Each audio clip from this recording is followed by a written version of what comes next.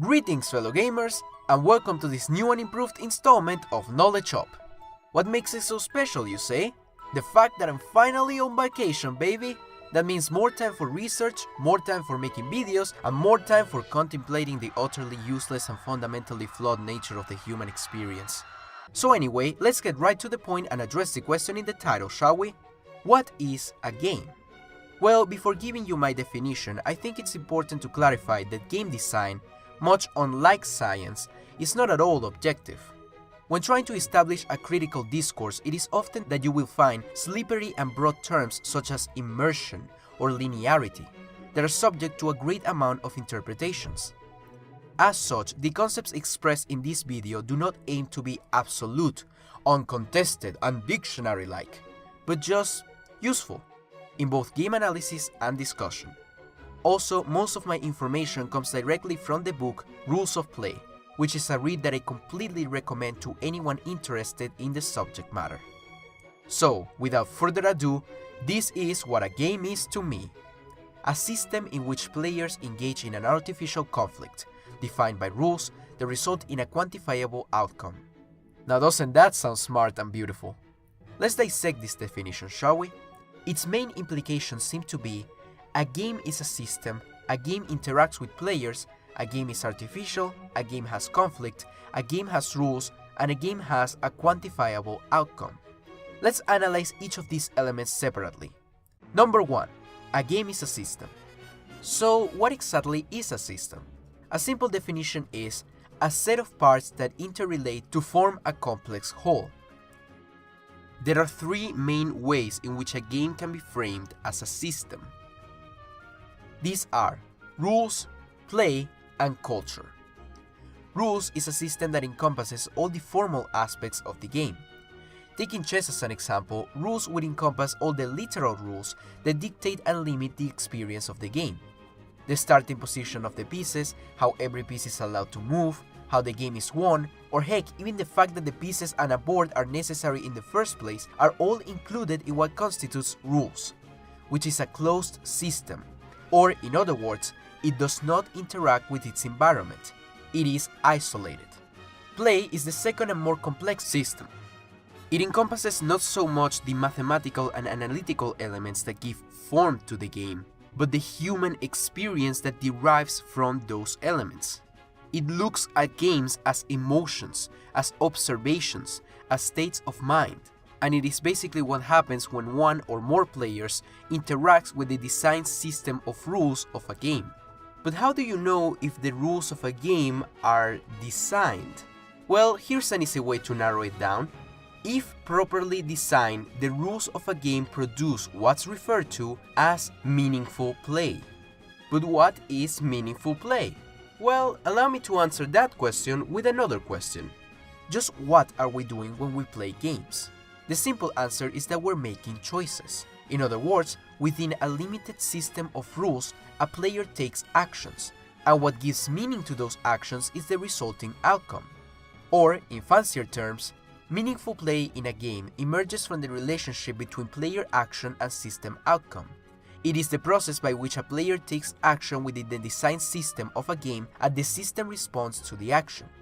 In order for them to be truly meaningful, however, the outcomes must be discernible and integrated.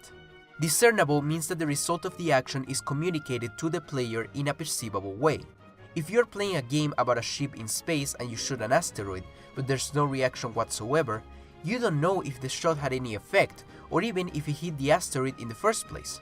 Instead, if the asteroid shakes, or if it makes a sound, or it changes color, or all of the above, it is clearly communicated to the player that the action had an outcome, and the outcome of further actions can even be implied. For example, you probably think that if you keep shooting that asteroid, it will break or explode.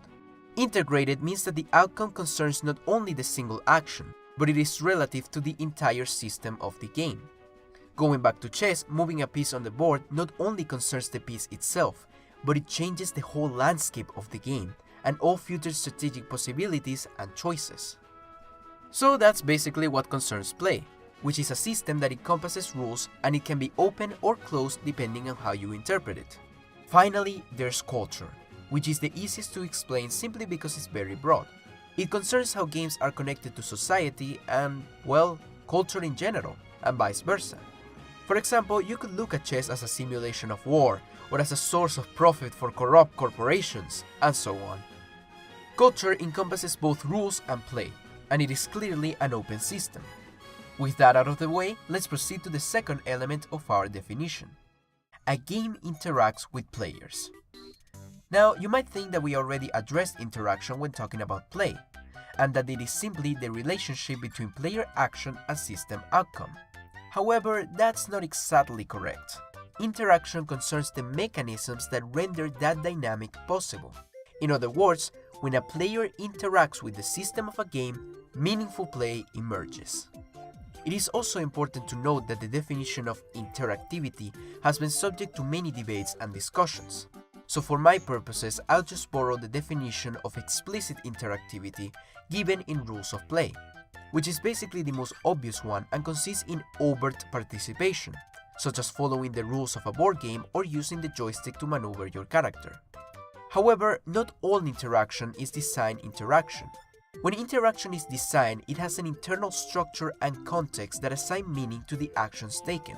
Just the action of dropping an apple, even though it is a system with elements that interact with each other, where there is an outcome, does not constitute a game. It does not have any meaning. Instead, if I tell two guys to pass the apple between each other, suddenly the action and its outcome gain some value. And if I add that every successful catch of the apple is worth 5 points, suddenly action and outcome become part of a designed game system with meaningful play. An interactive context presents a player with choices, which can be either micro-choices of moment-to-moment interactivity, such as jumping on an enemy in Mario, or macro-choices that concern the long-term process of the game experience, such as choosing to speedrun Mario and completing each stage as fast as possible. But how can a game give these choices? Well, in order to properly construct a choice, a game must respond to a series of questions which go as follows. What happened before the player was given the choice? How is the possibility of choice conveyed to the player? How did the player make the choice? What is the result of the choice? How will it affect future choices? How is the result of the choice conveyed to the player? Let's apply this question to the asteroids game. The first one is answered by the current position of both the ship and each asteroid on the screen. The possibility of choice is conveyed to the player through the buttons on the console or controller, each of which represent an action: moving left, moving right, shooting, and so on. The player makes the choice through the pressing of the buttons. The fourth and fifth question address the integrity of the outcome with the game's overall system, which we already talked about. The sixth question addresses how the result of the action is conveyed to the player. This step leads seamlessly back to step 1, because the result of one choice provides the context for the next one. Now, one last thing to remember is that each of these stages represents either an internal event, in which the system of the game processes and receives the choice, or an external event, in which the choice is represented to the player. The combination of these external events is what's commonly referred to as conveyance. Now, before talking about a game being artificial, I would like to quickly address the other 3 points, which I believe to be strongly linked with each other. All games embody a conflict of powers, or, in other words, they create a context within which one or more players have to overcome obstacles through their choices in order to achieve a specific goal. Those obstacles can be represented either by enemy players or by the system of the game itself. For instance, in football, the objective of the game is to put the ball inside of the enemy's net. If you think about it, the easiest way to do so is simply to grab the ball with your hands and just put it in there. But the game's rules prevent you from doing so, and instead force you to use your feet.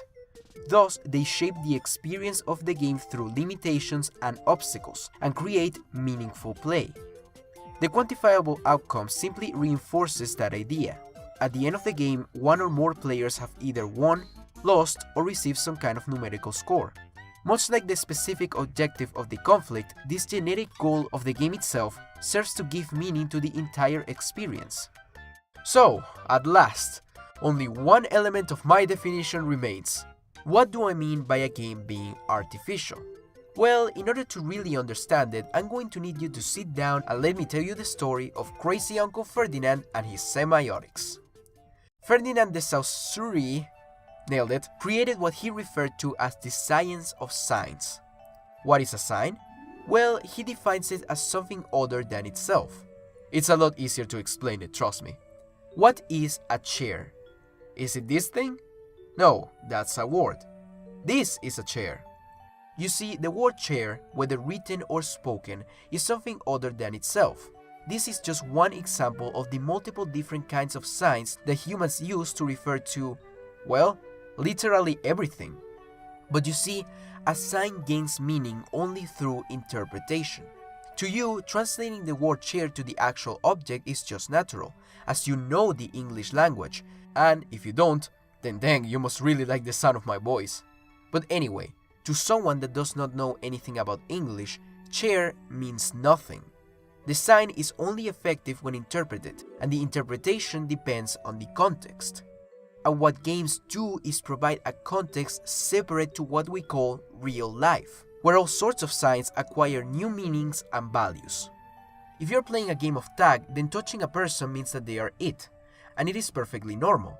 Instead, if I go up to you randomly on the street and touch you, I don't think you would really appreciate it. Heck, there even was a funny story where the creators of Scrabble had to remove a lot of offensive words from the dictionary due to backlash, and the competitive community of the game went ballistic. In an interview, a player clarified that the words used in the game had no real meaning.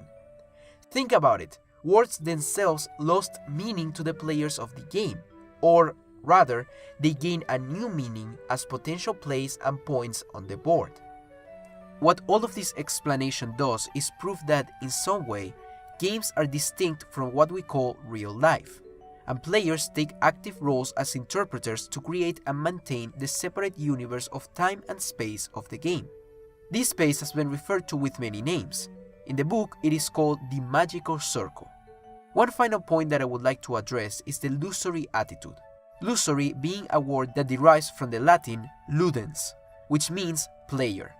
As the name would imply, it is the term used to refer to the state of mind adopted by a player when entering a game. The willingness to accept the arbitrary authority of a system of rules for the sake of experiencing a simulation of conflict. And, in the end, it is the thrill of facing and overcoming artificial obstacles to achieve a specific goal that lies the enjoyment of all play. Now, it's important to remember that in this case, artificial is a term that carries no negative connotations, as from the moment the player embodies the role of an interpreter, the goal does not become any less valuable because of it being artificial. It is similar to the principle that allows us to be invested in movies, books, and other media. We know the characters are fake and that the environment is fake, but we interpret it, not as real, but as kind of a magical in-between.